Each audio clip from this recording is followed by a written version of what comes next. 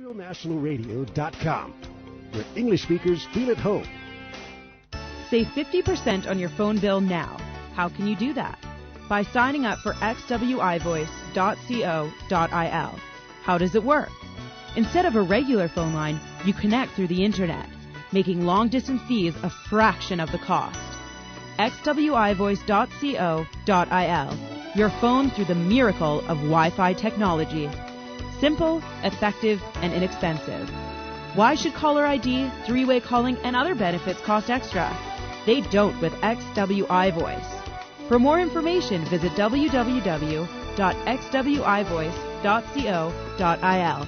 That's www.xwivoice.co.il.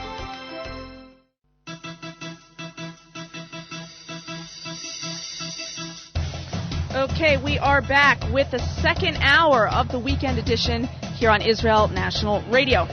When we left from the break, I was talking about this article, this kind of lone article that I saw on Ynet News called "Lebanon to Erupt in 1 Week." And the gist of the article was that Syria is calling on all of its citizens to leave Lebanon by the 15th of July. And I just wanted to finish up the article by saying that a memory report, that's Middle East Media Research Institute, says the following.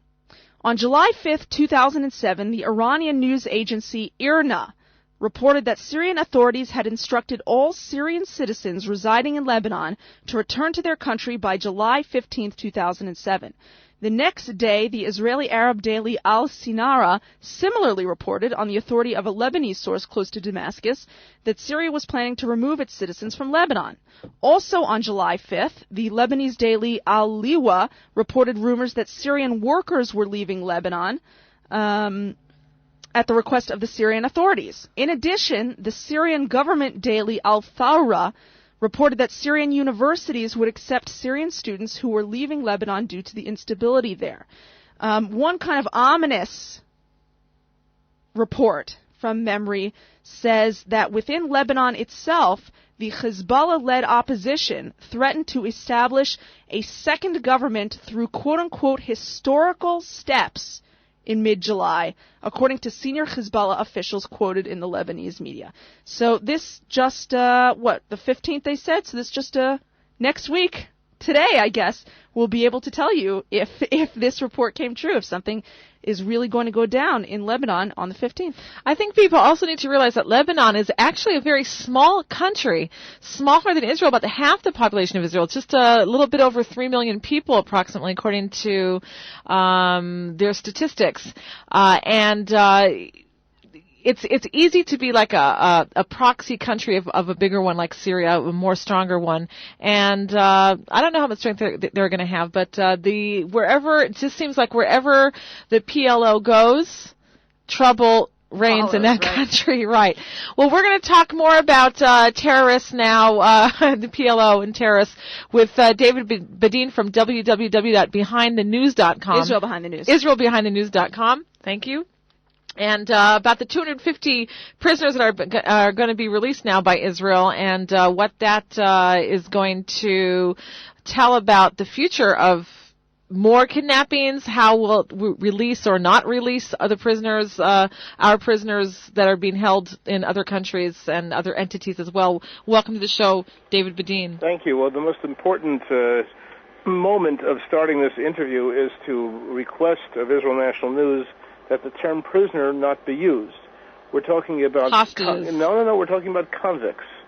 And you see, I meant our people, like Gilad Shalit. I wasn't talking about them. They're just plain terrorists. No, that's fine. But the best neutral, factual word to use to describe the Arabs whom Israel has released are people who are convicts, people who've been convicted of crime, and this is the word asir in Hebrew connotes both prisoner and convict. And the mistake everyone makes is in the media is saying that Israel's going to be releasing prisoners. Israel's not going to be releasing any prisoners. Israel's releasing people who have been convicted either of membership of a terrorist organization or attempted murder or of murder. Correct. And this is very important. Now, as a journalist, I've had the opportunity, if you want to call it that, to interview a number of people in the Israeli prisons, outside of the Israeli prisons, people who have been released, people who were in the Jibril exchange back in '85, some of whom became my colleagues in the Palestinian media, of all things. And the most important aspect of this, from a purely objective, professional way of looking at it, is the issue of recidivism. Now, what's recidivism? The possibility that someone who is released from prison after committing a crime will do so again. And these people don't see it as a crime, and as a matter of fact, they're very proud to say they'll do it again. Now, what this does is basically it challenges Israel as a state of law, as a land of law.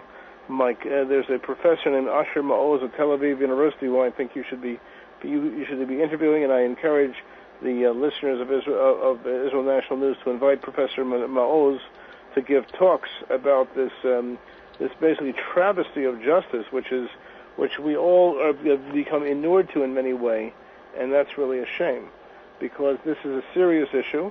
There are 147 of the convicts who have been released who went back in the last 5 years. In the last 5 years, who went back to committing serious crimes, and some of them capital crimes. And this is very serious. And we know that our agency has made a movie through our academic institution called "For the Sake of Allah," where we interviewed convicts in prison and also the people who sent them on their missions outside of prison. And there's another movie that was made called Hot House, which actually puts these people, in, believe it or not, in a positive light by people who favor the Palestinian cause. David, let me ask you about the 250 convicts that we are giving over in order to prop up Mahmoud Abbas, in order to show a goodwill gesture. We are not getting Gilad Shalit for this. Why do you believe the Israeli government is falling into this? All right, first things first. Israel has no agreements with the PLO. Okay, one of the great myths of the media is the PLO never approved. I repeat, never approved any peace accord with Israel. Arafat, every time he signed it, the Oslo, we're talking about Oslo 1, Oslo 2, anything he signed, he never got approved by the PLO. And Uri Dromi, who in the mid-90s was the head of the government press office, affirmed that. So with whom is Israel dealing with? Well, there is a country besides Israel that confirmed the Oslo process, and that's the United States government. These are not gestures to Abu Mazen, to Abbas, to anyone. These are gestures to the United States government at the directive of the U.S. and Israel, saying we're going to do this for the U.S. David, are our captive soldiers, Gilad Shalit, Eldad Regev, and Ehud Wasserman, Goldwasser, thank you, are they alive? Well, are we ever going to see these people again? We have the confirmation that Gilad Shalit is alive. That's as much as we have. There is no confirmation about anyone else being alive amongst the people who have been taken captive. It's quite the opposite. Bachi Arad has remarried. And there's a number of the other issues I cannot speak about because of issues of censorship. I have no problem saying that Bachi Arad has remarried, because the reason it's important to say that, I'm sorry, Tommy Arad, excuse me, Tommy Arad, his wife, Bachi was his mother, excuse me, because I think there's a bit of a chilul Hashem, the fact that too many people pray for Ran Arad's release in the prison and from captivity when he has been long dead and his widow has remarried already. So the only one we have any kind of sound of life from is Gilad Shalit, and the fact that there's not more pressure for Israel to simply arrest all of the Hamas leadership and to deny all privileges to the Hamas convicts until he's released is beyond me. Why there's not more pressure in that direction? What do you think it's going to take to get Gilad Shalit back? A rescue operation. You don't think there's any chance that we're going to get him back through diplomatic means? We may get him, but the price we would have to pay The people on the top of the list of the Hamas list are people that our agency has interviewed, such as Abdullah Barghouti, not related to Marwan Barghouti, in jail for 67 murders, and he said to us on the record, I wouldn't even kill a pussycat, and this isn't killing. Now, people people amongst your listeners interested in seeing our video of these killers, we're pleased to make it available and to make public presentations. This is very, very important that people know what these people say in a very open, matter-of-fact manner. All right, David Badin from IsraelBehindTheNews.com. Thank you very much for being with us here at Israel National Radio. Thank you. May we see only good news, even though it is the 3 weeks. Take care. Amen. It should be. After bad news, usually comes good news afterwards. News starts. I hope so. We'd like to know what you think. If you were the Prime Minister of Israel, if you were the Defense Minister, if you had any power whatsoever that you could possibly get our soldiers back from these criminal thug terrorists, what would you do? 1-800-270-4288 is the number to call, and it's a toll-free number, free phone call from the USA, Canada, and Israel, 1-800-270-4288. What would you do? What would be your solution? What do you think the Israeli government should do in order to get the release, to get our soldiers back home where they belong? And Tamar, what's your answer? I would first threaten, and I would make real my threats. I would threaten the people who are holding them, saying, if you don't give them back, this is a consequence. I would lay out what the consequence would be. I would cut off their electricity. I'd cut off their water.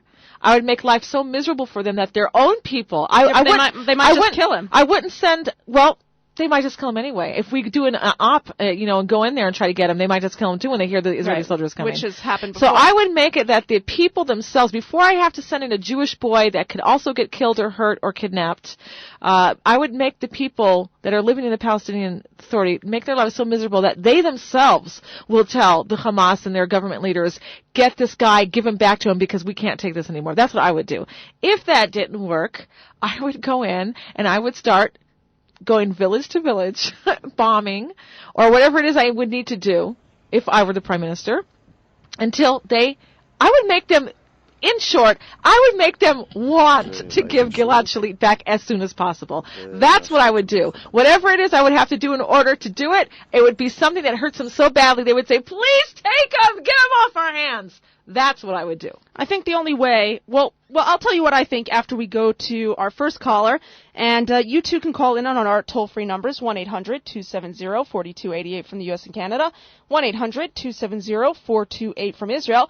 Right now we have a caller from Pennsylvania. We have Rob. Rob, morning, welcome. Ladies. Hi. So what would you do, Rob?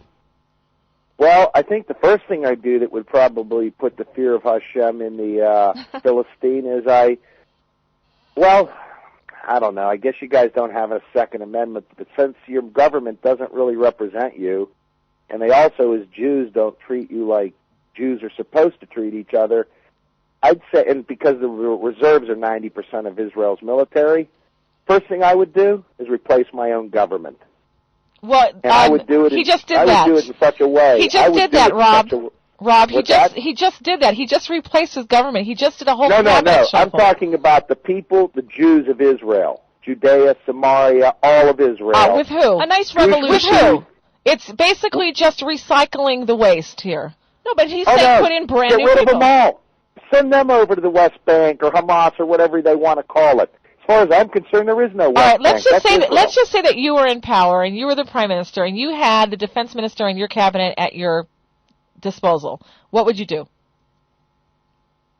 Frankly, I would sadly have to say I would sacrifice a young corporal just to destroy the enemy. I would send my planes and I would just flatten Gaza like the stormtroopers did at Gush Katif. And maybe if you're lucky, that group of that unit will be over there helping out the Arabs, and you can get rid of them too at the same time. But it's time, if the Jews do not defend Israel, maybe Hashem might pick somebody else to do it for them. Ooh. Because we don't see, I'm making Aliyah later this year with my wife. Wonderful. And, well, I hope we can contribute something, because I'll tell you, over here, there's going to be a Holocaust of Christians. What do you mean? They don't know it yet because they're blind. Wait, what's going to happen? What's a Holocaust of Christians? There's going to be a Holocaust in the United States, but it's going to be of the Christians. Why do you think? Well, first off, this country is an enemy of God, the United States, and look what they've done to Israel. Israel, they've done everything they could. The United States has, its State Department especially, which I call the Department of Hate. They never wanted in Israel, and they've fought it ever since. They've fought presidents who were pro-Israel. I mean, Daddy Bush is running the show now, not the kid. You know, so that brings in his cohorts, Schultz, Baker, all friends of Israel. You know, Henry Kissinger. But tomorrow, I sent you an email with an article from the Northeast Intel Network, and there's been news breaking all over Fox about 32 different compounds in the United States from Jamaat al-Fukra. The website's HomelandSecurityUS.com. It's not a government website. Check it out sometime. It showed Soros is funding. It even mentioned Israel National News, but it showed Soros is funding all the anti-Israel action inside Israel. Send it to me again. Send it to me again, all right? Because I get like about 200 emails a day, and if I don't get to it that day, then I just don't get to it. That's just what it is. Because I get another 200 emails the next day. It's a good website to go to. Okay. But you guys are the only voice outside of Israel that we hear. I mean, I found Israel National Radio by accident. I mean, I found it by accident, and I've been on the Internet 30 years. Well, I'm curious. How did you find us? I was typing in things about Israel. I typed in domain name Israel National News, and it had a little toolbar, and my wife, as she likes to say, hates me because I'm the king of toolbars. And you had the Israel National Radio toolbar, and I downloaded it, and now I have it every day. That's all we listen to. Mm-hmm. Well, you broke my habit of television. I no longer watch Fox News. That's good. That's good. The American news is entertainment. It's not news. They're keeping a... Fox News, I have to tell you, I used to be a fan of Fox News. I have just been so disappointed lately. It's just like a tabloid right now. There's no news on that station. Yeah. There's no news on the station. It's really terrible. They've become like the failures that they weren't like at the beginning. And I'm sad about that, too, because I really used to like Fox News. I really did. And I'm just, like, so disappointed now. But I want to thank you for your call. And may it be that our government steps up and steps up to the plate and means business with our enemies and gets our soldiers back. And I would choose you as defense minister. So hurry up and make your aliyah, Rob. All right? Well, I'd be happy to help. I come from the explosives industry. Where are you going to in Israel? Where are you going to be settling? Well, I guess if I'm doing the fesh being the fesh, I probably can't tell them where I really want to settle because they probably wouldn't want to handle my case. Okay. So write me and tell me. Write me and tell me. Write me and tell me. You got it. All right. All right. Hey, God bless you. Thank you, Rob. Take care and keep doing a great job. Amen, amen, amen. He said bye, Malka. Bye, Rob. All right, and you know what? Do we have another call? We do. We'll go to another caller, and then I want to talk a little bit more about Aliyah if we have time for the news. Do we have? We don't have a caller. Okay, so let me. We're just talking about Aliyah, and you know what? I really want to focus on Aliyah for a minute because I'm always talking about how rotten the world is and how everybody is just plotting to destroy Israel, and how our leaders are going along with it because they get their pockets perhaps they get their pockets lined or their careers promoted or whatever it is. Let's just, there was something going around, I guess it was a month or so ago on Kuma, which got it, I think, from Nefesh B'Nefesh, I'm not sure. And that was, they want people to write letters who already made Aliyah to Israel, and it should go like this. Dear Jewish brothers and sisters, as you know, I made Aliyah to Israel many years ago. As the Torah portion recalling the sin of the 12 spies is being read this week, so that was a few weeks ago, I'm writing to share with you 12 things that are special about living in Israel. A little positivity and light can go a long way. So I figured I'm going to write my own 12 things. Hey, cool. So these are the 12 things that I wrote. Great. One of the great things about living in Israel, having my children grow up speaking their mama lashon, which is not English or French or Spanish, but Hebrew. That's really important to me, that my kids know Hebrew and speak without an accent. Not like their mother who speaks with an accent. All right. You speak pretty good Hebrew, I though. speak with an accent, though. 2, my children feel at home with a Hebrew prayer book in their hands. They don't need any English translation. They read straight from the Hebrew. 3, my children study directly from the Torah in Hebrew and don't need translation as well.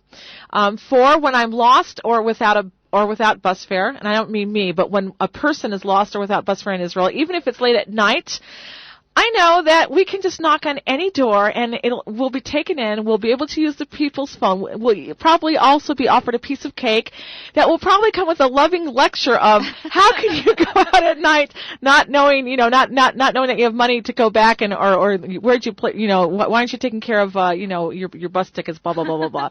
That's what's probably going to happen here. 5, if I go out with my baby, well, I don't have a baby anymore, but when I used to go out with my baby without a hat for him or her, I'll get told off by an Israeli mother, why don't I have my baby's head protected from either the sun if it's a hot day or the wind if it's a cold day? But I know that they do it because they care. They care, that's right. Number 6, my kids, without making any effort, will most likely meet, date, and bring home a Jewish boy or girl to marry. In America, you have to seek out Jews. Here is, the cashier is Jewish, the postman's Jewish, the physics professor is Jewish, whatever it is. The doctor is Jewish, the nurses are Jewish, whatever.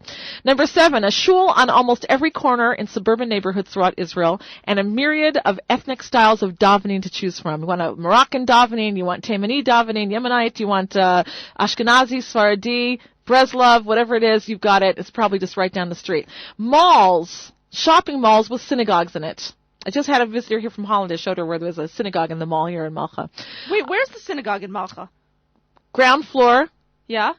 Bottom floor, they're like, you go where they have like all the little private things like bathrooms and drinking fountains and offices and things. If you turn left, you'll see that there's a synagogue there. I thought to myself that there was no synagogue, and I wondered why I saw a synagogue in a mall in Tel Aviv, but not in Jerusalem. But now I feel so much better. Yeah, there is. In fact, you'll even hear in the speaker when they say, we have a sale of the white sale at the Hamashbir, blah, blah, blah. And then they'll go on and say, Mincha at the synagogue.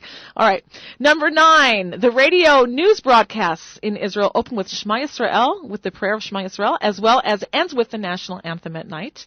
And 10, our television channels end with a reading from the Torah. You'll see, da-na, na-na-na-na-na-na-na-na-na. Yeah, and you'll see a little silver hand, that they use I love that guy. I love the Torah moment, man. That's right. 11, wherever we go on vacation in the land of Israel, we know that it's ours, that our forefathers walked this land, and that we only have to pull out the Torah or the Tanakh, the Bible, as our tour guide. Wherever you go, this happened here and that happened there. It's just amazing to just read about our history. And number 12, because that's what they had listed, so I did 12 as well, it's where the Jewish nation lives. It's where we speak Hebrew. It's home. It's forever. It's where the future of the Jewish people will be. It's where the Mashiach, the Messiah, will come and reveal himself. From the land of Zion will come Torah. Ki mitzion tetzeh Torah. From the land of Israel, from the land of Zion, will Torah come out. I love it. I love it. I love it. Nice. 12 beautiful. good reasons to make Aliyah. Well, people, you can call in with your reasons to make Aliyah, too. Because we do not always have to talk about the Arabs all day. And we're tired of it. I'm sick of it. I'm sick of it. Tired. So call in. Why would you make Aliyah? Or why are you making Aliyah? We want to know. Share it with the world. We have about 10 flights coming in from Nefesh B'Nefesh this summer. And on Tuesday, I think, is the first one of the summer Nagla, the summer load of Olim. And I think that this year is going to be the record high of Olim, of immigrants in 25 years. Something like that. That's a good sign, people. You're missing the boat if you're not on one of those planes. What a destiny, fixed by divine will. Israel is to possess the land of Canaan forever, again provoked by cruel exploitation. And armed with little more than a fierce independence, Israel found itself in open revolt against Rome, the iron-fisted masters of the world. Israel, Appointment with Destiny. This stirring documentary has been hailed as a most inspiring historical portrayal of the Jewish people. Check out israelsdestiny.com. That's israelsdestiny.com.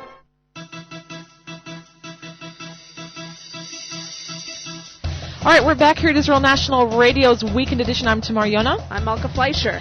If you have someone in your family who is a Holocaust survivor, or you have a neighbor, somebody who was from Eastern Europe, and their house still stands, or their factory, or whatever it is that they own there, they may be able to get some type of compensation. We have joining us now Shlomo Taub from www.polishlegacy.org. I'd like you all to go there, polishlegacy.org, and he's going to tell us how you might be able to get some type of compensation for some of your old houses. I know personally, my father is a Holocaust survivor, Malka, and I personally went to Poland and I saw his old house. It wasn't even an old house, it was a building that they owned, as well as a factory that my grandfather owned, still standing there, being used and being lived in by Polish citizens. He never got a penny for it, and my father's still alive. So, Shlomo, what would someone like my father do in order to be able to get some type of restitution or compensation for buildings that were stolen from him by the Polish and the Nazi governments? Hi, everybody. Okay, that's a very good question. Basically, this is the question that I'm being asked by almost everybody that is entering my office. The first thing, if your father owned a property, he should be still registered as an owner in many cases. And this is actually the shocking fact, that the man is still registered today in 2007 as an owner, and some others are living there, meaning going for the last 60, 70 or 60 years are living there peacefully, paying or non-paying rent, and probably after they will die, somebody else is going to resettle in the same property. You want to know what to do in order to become back an owner, so you have to do few things. First thing, you have to be able to identify the property, and if your father is alive, Adner Vesrim, very fast, you should put down the names of the people who used to be owners and the property addresses. Knowing these two facts will be the first milestone in a long road to claiming. But in the end, it definitely pays. I've done it, many people done it, and so far I'm dealing with it. Legacy is operating in the last 6 years, I would say. We retrieved properties for worth of millions and millions of dollars. So it works. Yeah, it definitely works. Let me tell you, it all starts exactly as you've asked. You ask your father those questions. I asked my parents those questions. I got to the same situation as you in 1995, right after Poland stopped being a communistic country, in 1989 actually, so a few years later. We kept asking questions at home. We got addresses. We got names of owners. We claimed. And in 1999, me and my sister, we went to Krakow. We stand in front of the judge. And the judge gave us, within 10 minutes of court case, a permission to go to register these properties that belonged before the war to my father, to my uncle, and to some other family members. He gave me the permit to go and to register on our names. Why? So you had to do all this legwork. You flew all the way to Poland. In the end, it took 10 minutes. Why did you even have to create a case in the first place? Well, this is really saying it in a nutshell. 10 minutes of court case, meaning many months and sometimes few years of court preparation. Court operation, definitely. I used a legal firm that is now my partners over there in Krakow, which I built trust, and took me a long time to build this trust among the Poles and myself, and in the end, it paid. Well, they wanted their share, I wanted my property, and we got it. And today we are doing it for many people around the world. Now, let me ask you a question. When my father went back there and he wanted to see his old house and go in there, the people there, as soon as he came in and they saw that, they can already tell, oh, the Jews are here, and they're already afraid that he's the owner, and they all shut their shutters. Nobody wants to talk to them. Why would the Polish government, first of all, want to offer compensation for the Jews? Why can't they just stick with their thing of, well, it was a communist government that took it over back after the war, and now it's referred to these people. It's been many years, and that's just the tough luck. It's wartime. Okay, don't understand me wrong.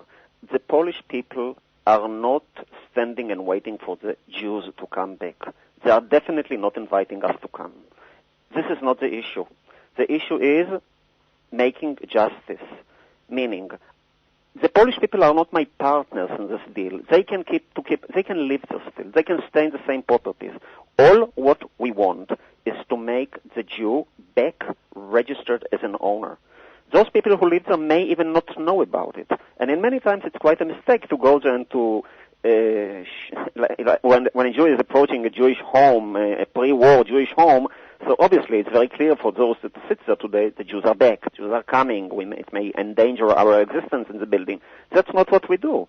All what we want is legally to make the Jew or his descendants, grandchildren, great-grandchildren, or sons, daughters, being back owners. Because later usually, on, you can sell it. Right, usually they end up selling it. I see on your website that you also provide help, professional services to buyers and property owners to make sales, because the odds of a Jewish person wanting to go back to Poland and occupy a building, go live there and start Jewish life, are very, very, very, very small. So usually you want to sell. Not only it is small, it is zero. We do not recommend nobody to go back to Poland to live there. We definitely say it when we meet people. Our action doesn't mean that we recommend you to go to re-own and to resettle. The point is just get back what your father or grandfather owned and get it back, because it is yours. What happens, Shlomo Taub, if that building was sold to another Pole, and that Pole sold it to another Pole, and now you want to come and claim it? That Pole who paid the money for it thinks, well, I paid for this building, why should I lose it? No. Okay, there's a very strange law in Poland, and probably also in other countries where we are operating, that if the property was sold, so the buyer is innocent and he is a legal buyer and a legal owner.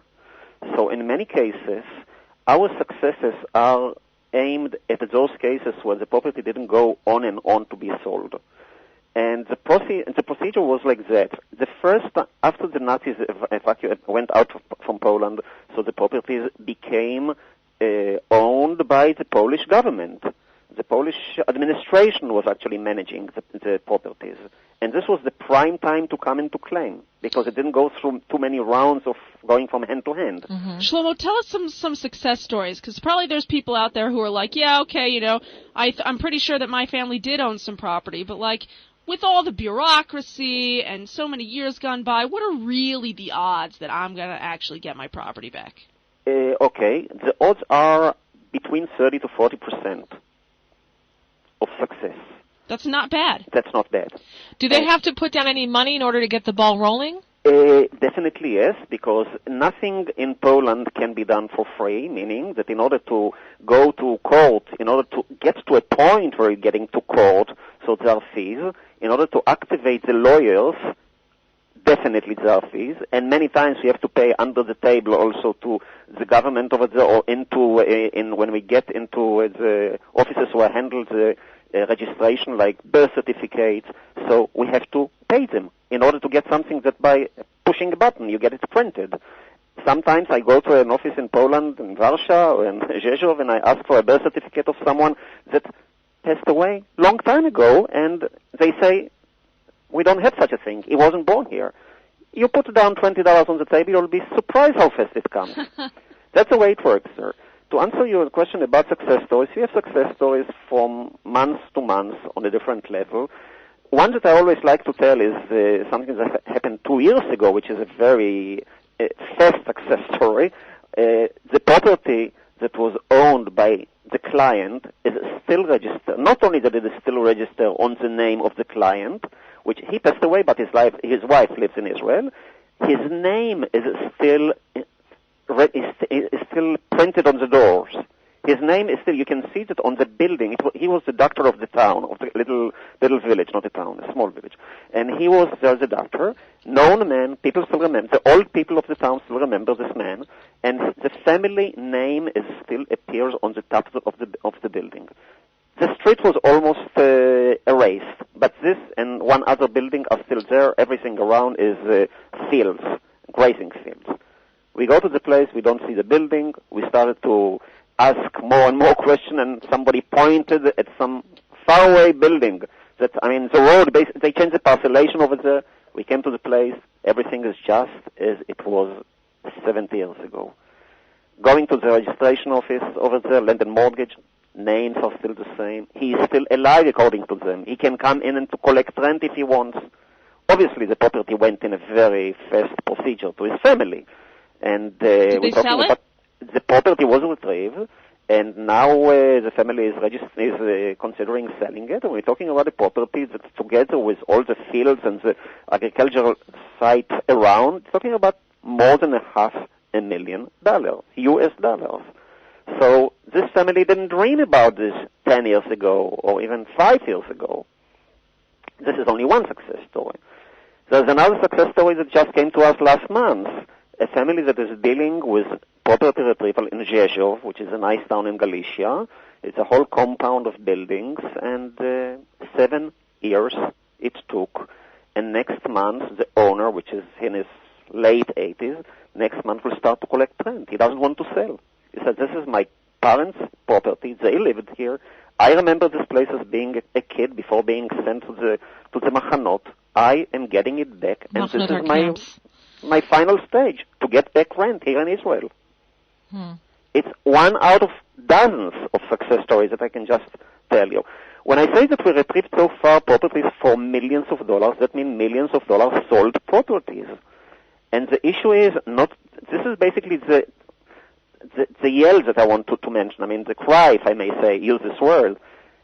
People are being, we are actually now in a chalon הזדמנויות, as we say. A window of opportunity. That's right. From one point, very soon, there are not going to be any more ניצולי שואה.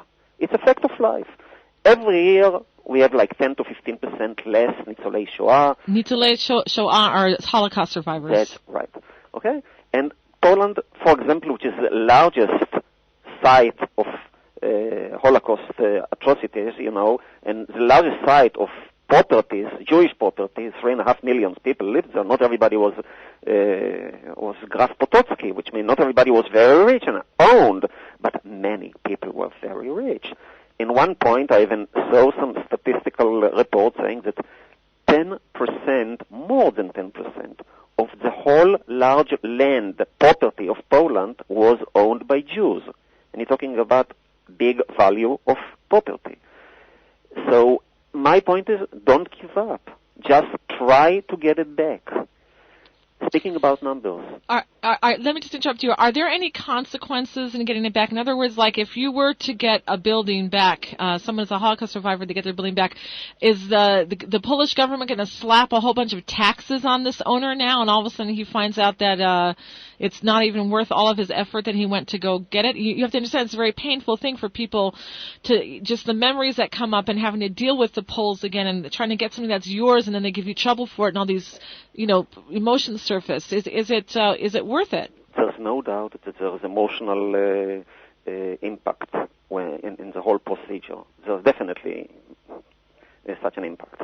The thing is that I've never seen that somebody got a property and it wasn't worthwhile when you compare what was his cost in terms of taxation, in terms of fees, legal fees.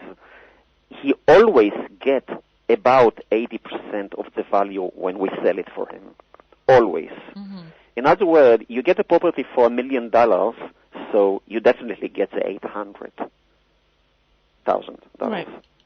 value. Now, this legacy organization, I'm here at the website, and I'll just say it again. It's www.polishlegacy.org. Are there organizations, are there like brother or sister organizations for other countries, Hungary, Lithuania? Do you know? I believe that there are different organizations that deal with and work and operate in different countries. We operate mainly in Poland and the Czech Republic, and now we are in Germany, and now we are opening also our office in Romania. I do not know an organization that is working in few countries at the same time. I'm sure that there are lawyers or different operations that are doing in separate, each one is specializing in his own language or in his own country that he's coming from if he's a lawyer. But I do not know about an organization per se that is doing it in few countries at the same time, definitely. One more question I have for you. Do the people ever have to actually go to Poland? Can they do everything from here? No. they don't have to go to Poland. But it is highly recommended to go, because by going to Poland, so the procedure of inheritance issue which we have to conduct for each client are shorter. It makes a big impact on the judge when he sees the old man or his children, the second generation, coming and standing in front of him and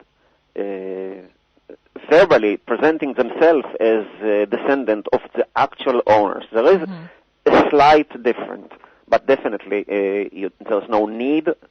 It can be done by power of attorney that we get in our office. We are operating through with many lawyers and many attorneys and notaries, and we do it all for them, definitely. But it's highly recommended because the effect on the person of closing the circle, as I say, like bringing justice to the family and retrieving the property is much stronger when you go there, you get the stamp from the judge, and you go and register yourself as an owner. Well, bring a little bit of justice, not justice complete. Yeah. All right. Well, thank you very much, and we wish you much success in trying to compensate the victims of the Holocaust. And again, if you want to find out more about it, I urge you all to go to the website www.polishlegacy.org. Find out there how you, your family, or people that you know who might still have property back in Eastern Europe, even if it's not Poland, they can get in touch with them again, polishlegacy.org. And thank you very much, Shlomo Taub, for being with us on the show today. Thank you very much. All right. Bye-bye. And it says here on the website, Poland is now in the European Union, so it's time to act. East European countries that have already joined the EU are enjoying economic growth, and in most of them, land values are booming. Legacy, that's the website here, polishlegacy.org, has already helped families in Israel and the U.S. reclaim lost real estate, allowing them to either sell the property or enjoy a monthly rental income. Legacy is also qualified to assist in selling or managing your assets as well. If necessary, they can also help you acquire citizenship in any East European country if you should want another passport. I don't know why. So don't hesitate to contact their offices, and they'll tell you how to find out to get reclamation for your property in Eastern Europe. All right, again, polishlegacy.org. That's very exciting. That's very exciting, and it's coming to us, and it's been coming to us for a long time. The only thing I'm sad about is that there's not something for people from every country. But this is great. This is wonderful, and this should have been going for the last 50 years. 60 well, maybe years. if you have a strong case and it's another country, they'll help you with that as well. Expand out, maybe. I'll flip it to my father and see if he wants to do it. You definitely should. I'm not really excited about it. Why? Why he can't really? Because just thinking about Poland makes me ill. Well, how does thinking about $1 million make you feel? $1 million that your family suffered for. I don't get to that thought yet. I just get to the thought of having to go. You know, I was in Poland, and when I left, I never wanted to return again. It was just ichsa. You had to take like 10 showers afterwards. Yeah, but Tamara, you're like the queen of justice. This will be just a little bit of justice for your family and for the Jews. I'll let my father decide what he wants to do. Well, I think that this is a great time to tell a joke. Ah, all right. I was telling a joke last week. You stopped mid-joke, and we had to go away, and we've been waiting for a week to hear the end. So I think you should start over. And you want to know something? It's not even going to be that funny that's worth it, but I'll do it anyway. All right, so I was telling a joke last week where President Bush, this was pre-Iraq war, President Bush went over to speak with Saddam Hussein in Iraq. They were trying to negotiate some type of terms so they wouldn't have to go to war. And as they're talking, on the armrest of Saddam's chair are 3 buttons, and as they're talking, all of a sudden Saddam reaches over, pushes a button, and boom, a boxing glove comes out and punches Bush right in the nose, and he's all, what happened? But Saddam's laughing his head off, but, you know, to be a good diplomat, Bush doesn't say anything, keeps talking. Saddam reaches over, presses the next button. Another boxing glove, boom, comes out and punches him right in the stomach. Bush is like all shocked, but doesn't say anything. And Saddam is laughing hysterically.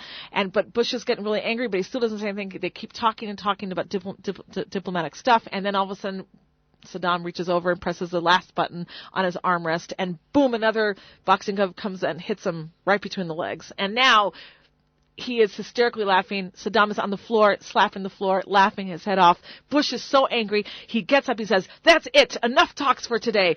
We're going to continue our talks next week, but in the White House." So Bush flies home. A week later, Saddam comes to the White House, and as he's sitting across the desk from Bush, he notices 3 buttons on Bush's Armrest, right. So they're talking, and all of a sudden Bush calmly leans over and presses a button, and Saddam's no fool. He moves out of the way, expecting that boxing glove to come, but no boxing glove comes out. And Bush is laughing. And Saddam can't understand why he's laughing, but he keeps talking. In another few minutes, Bush leans over and pushes the second button on his armrest. And again, Saddam jumps out of the way, expecting the next boxing glove to come. And again, it doesn't come. Nothing happens. But Bush is hysterically laughing. And they just he keeps talking. And then again, Bush leans over and pushes the third button on his armrest. And again, Saddam moves out of the way. Nothing happens. And now Bush is on the floor, laughing his head off, slapping the floor, laughing. And Saddam is furious, and he says, I've never, I'm so angry, I'm going back to Baghdad. And Bush says, Baghdad? What Baghdad? Well, our technician, Ernie, is very pleased with that joke. I hope you were, too. You liked it, Ernie? All right, and I didn't come up and do what I should have done was this. Yes. But no music during the 3 weeks. All right, we'll just do this. That's allowed. All right, that was my joke before the end of the show. Here's another joke. I have another joke for you from the news. Tzipi Livni wants to be Prime Minister of Israel. Again? In a recent interview with the New York Times, Foreign Minister Tzipi Livni admitted, I want to be Prime Minister in order to promote the values I believe in.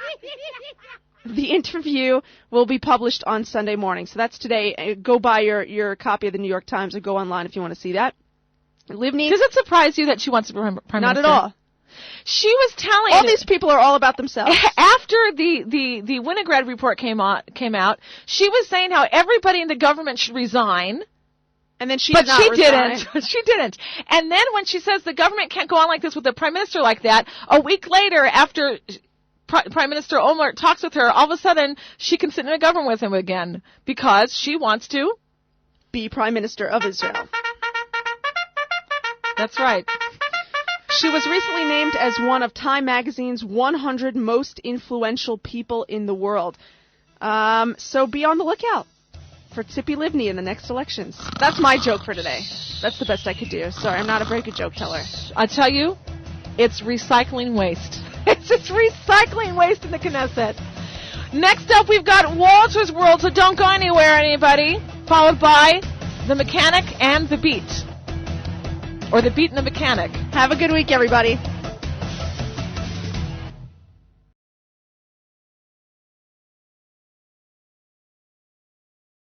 Mechanic and the Beat.